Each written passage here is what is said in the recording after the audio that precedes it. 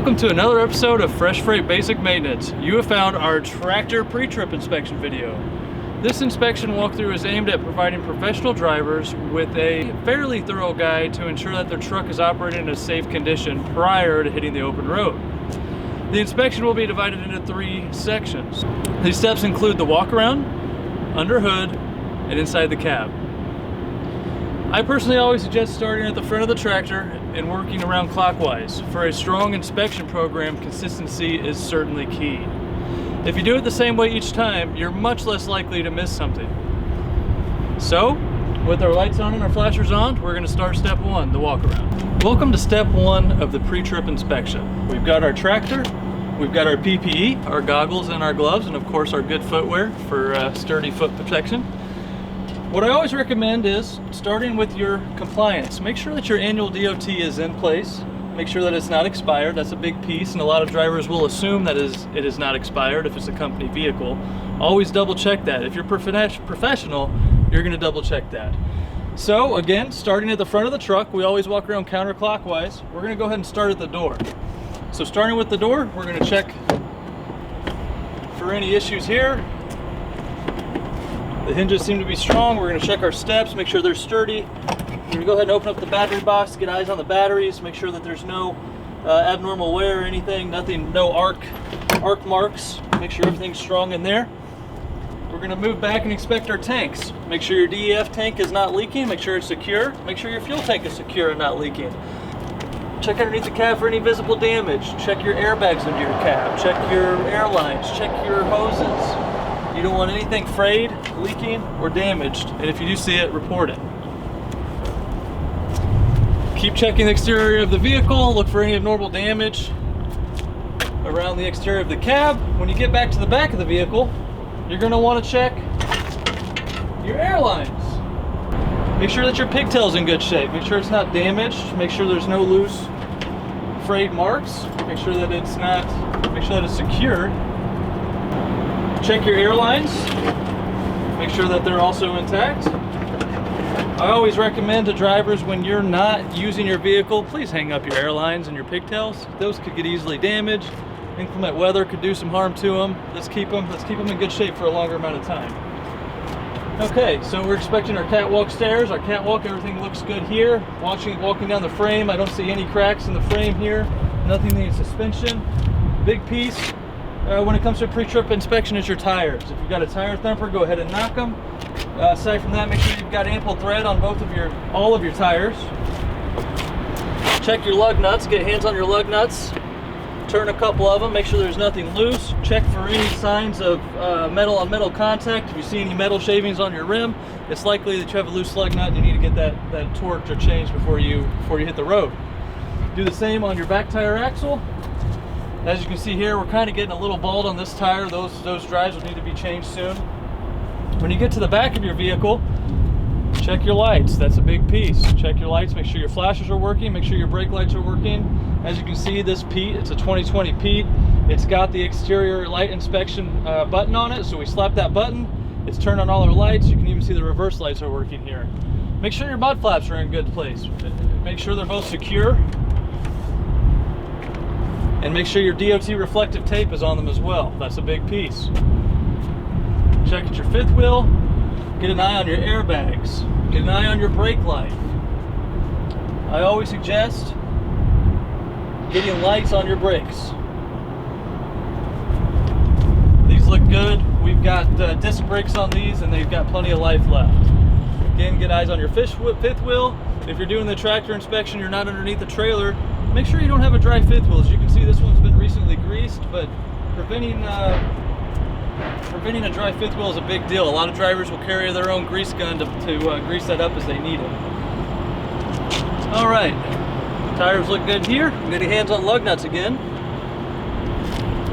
Everything looks well so far. Get an eye on your suspension. Check your springs. Make sure there's no cracks. Make sure your U-bolts are not loose.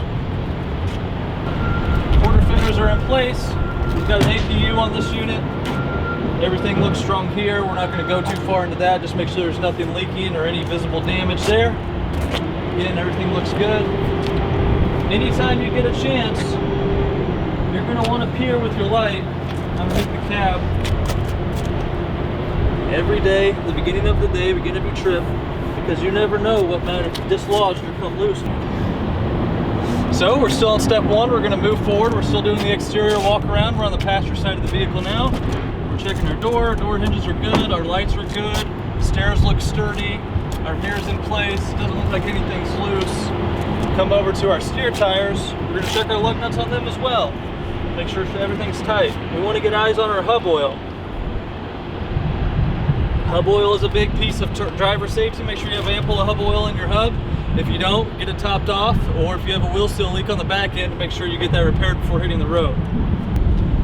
You've probably already seen this a dozen times today before even starting your pre-trip, but you want to get a good visual of the front of the vehicle. You want to see if you can spot any fluids underneath, and that there's no abnormal damage that wasn't there the last time you inspected your vehicle. As you can see here, we've got a little bit of a loose bumper.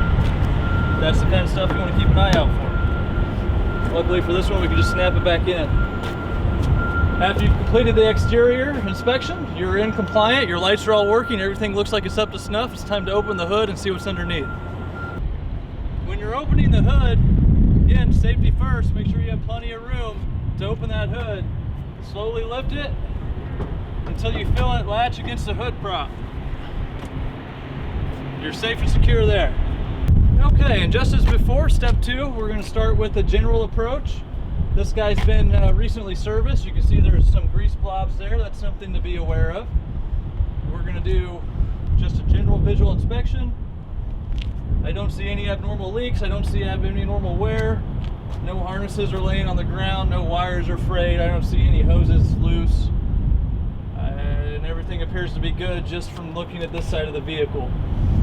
So I always start with the fluids first. Looks like we need topped off on some windshield washer fluid. Our power steering is strong. We're going to check our oil level.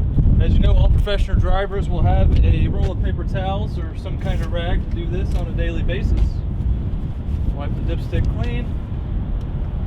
And again, this was just serviced today, so we should be in pretty good shape here. Yeah, looks like we've got plenty of oil on the dipstick. Go ahead and dive into the inspection. So again, just making sure you get a good eye on everything. We'll start with the steering knuckle. Make sure there's no excessive free play here. Make sure everything's attached, that nothing looks damaged. There's no crack in your suspension. You want to get eyes on the brakes. Make sure you have plenty of brake life. Again, follow all your air lines. Make sure that there's no obvious damage. Everything looks good here. As again, you can see that everything's been recently greased, so you don't need a concern there. Make sure that there's no damage or crack in your suspension, no loose U-bolts. Everything looks good.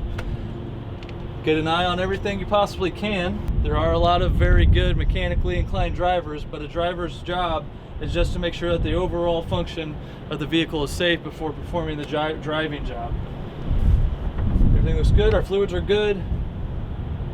The next thing you want to do is get an inspection on your fan. Make sure your fan's not chipped or missing any blades. Everything looks good there. You want to check your brake life. Make sure that everything is good. The rotor and the brake pad on this side looks very good. It's still, again, it's a 2020 Pete, so it's not going to be in bad shape. Your overflow tank for your coolant. Make sure that it's at the, make sure it's above the minimum line, and make sure it's not above the max line. That's a big piece as well. Check your coolant lines, make sure that nothing's leaking. Inspect your filters, make sure there's no oil around the top of your filters, any leaking anywhere. And again, on this side, you can see you can get your hands on your belt. These look like brand new belts. Nothing too loose, and they do not look frayed anywhere, so that's a good thing. They're going to have quite a bit of life left on them. So that's the belt. This is the turbo. There's not really much to inspect other than to make sure nothing's falling apart. Follow your exhaust line, make sure that there's no cracks or potential areas for leaks in your exhaust line. Emissions are a big deal these days, and you want to make sure that it's intact. So everything looks good under the hood. Our fluids are good, our belts are good, our steering system is good, our suspension looks good, our shocks are not leaking, our bump stops are in place, our U-bolts are strong. And it looks like under the hood is ready to rock and roll. Let's go ahead and move to step 3, the in-cab inspection. So we've reached step 3 of our 3-step process for the pre-trip inspection, the in-cab inspection. In the in-cab inspection, always start with a general inspection. Make sure that your floor is free of debris. Don't want anything rolling around or hitting you in the face while you're driving down the road. Make sure that your seatbelt is present. That's a big piece. You want to be safe while you're going down the road. Make sure that it's sturdy and snug. After you've checked the vicinity of the truck and everything looks like it's in good shape, you want to move on to the cluster. Most new trucks will do a cluster check when you turn the key to the on position. You should see all the gauge lights come on, all the lights come on, and all the gauges will flip over once. Make sure that they're all moving and make sure that all your lights are operating. Hear the air governor cycle, you just heard it kick off. Everything looks good. Right now we've currently got 120 pounds of pressure in both our secondary and primary air tanks. Almost a full tank of gas. And our parking brake is on, as you can see with the big red P. If all your gauges appear to be operating properly, it's time to move on to checking the proper operation of the air compressor, the air governor cutoff, and we're also going to check for leaks in the system, as well as ensure the tractor protection valve operates properly, setting the brakes when the air pressure gets too low. So first, we're going to turn the vehicle on and make sure that it steadily builds air to around 120 psi.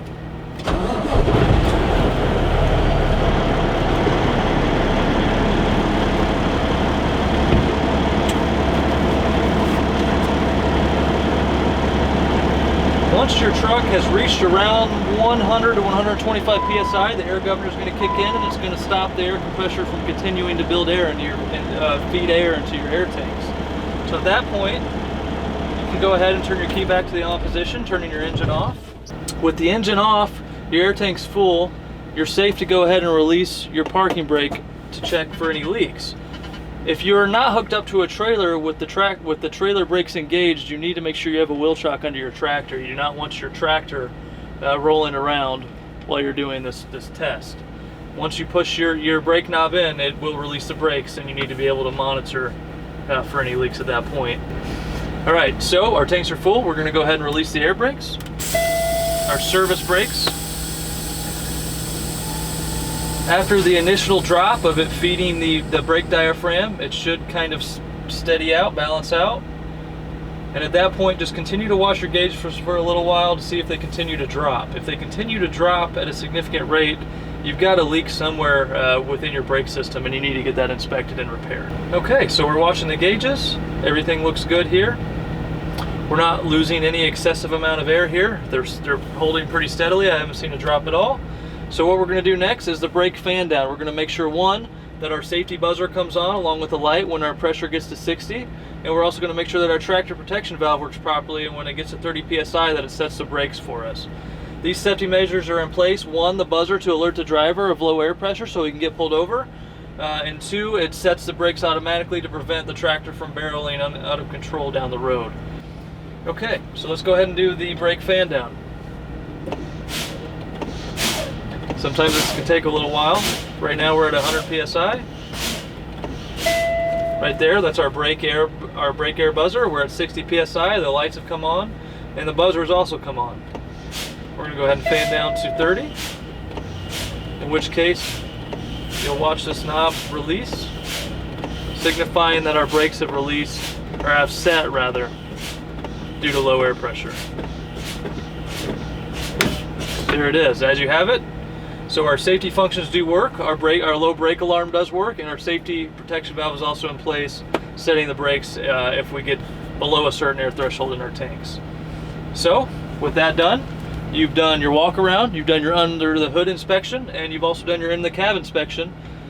As a tractor pre-trip, you've done a pretty solid job. Make sure you watch our trailer pre-trip video to get a thorough inspection on your trailer as well. Thanks for tuning in.